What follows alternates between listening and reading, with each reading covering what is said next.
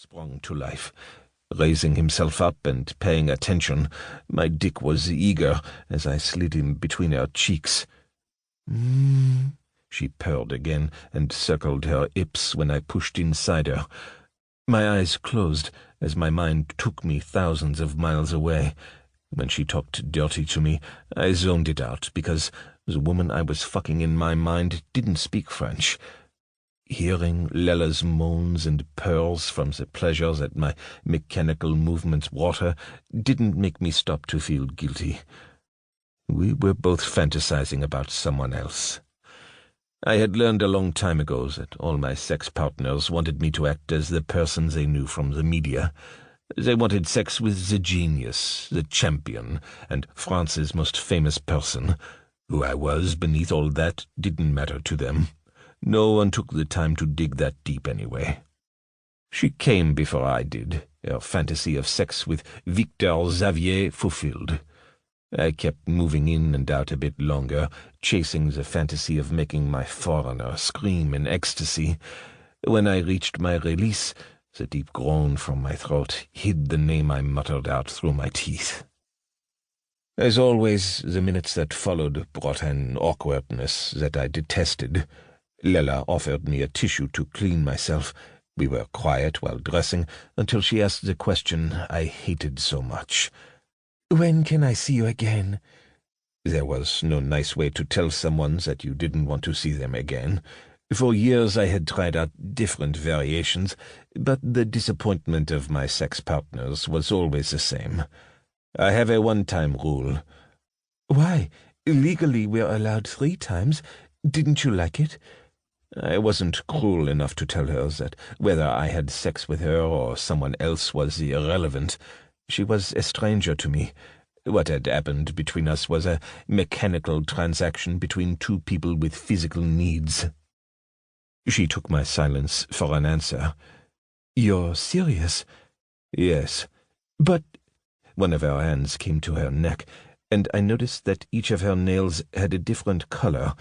Her disappointment filled the small apartment and made me speed up my movements.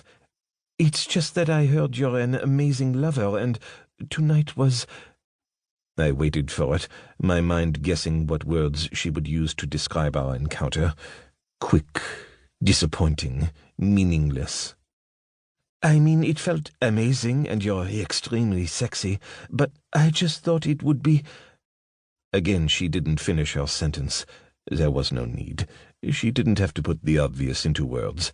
I gave her a half-hearted smile and turned to open the door. "Wait, Victor!" My body tensed as I waited in the door opening. "What is it?"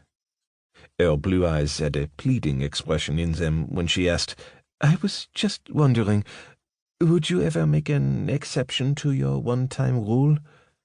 "No." My answer was short and to the point. I didn't stay around to clarify or wrap it in a soft rejection. Walking away from her apartment, I thought about her question. I used to follow the standard rule of 3 times when I was younger.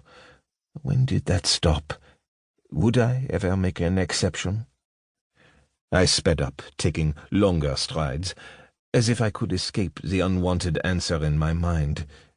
Yes, there was one woman I wouldn't mind sleeping with multiple times, a woman with an abundance of beauty, wit, and intelligence.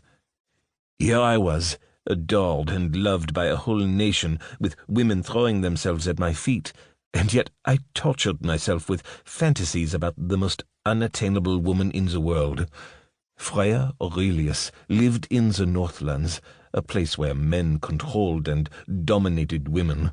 As the daughter of the ruler, she had a prominent role in the public, and was one of the 5 delegation members who represented her country at a yearly summit. The Northlands was a rich and beautiful country, with lots of forest and wild nature. The people there were strong and tall, but tragically stuck in the past. Instead of enjoying a variety of sexual partners, they chose one to marry and grow old with. We French people were the opposite. We didn't attach ourselves to anyone, and were legally prohibited from having sex with the same person more than 3 times.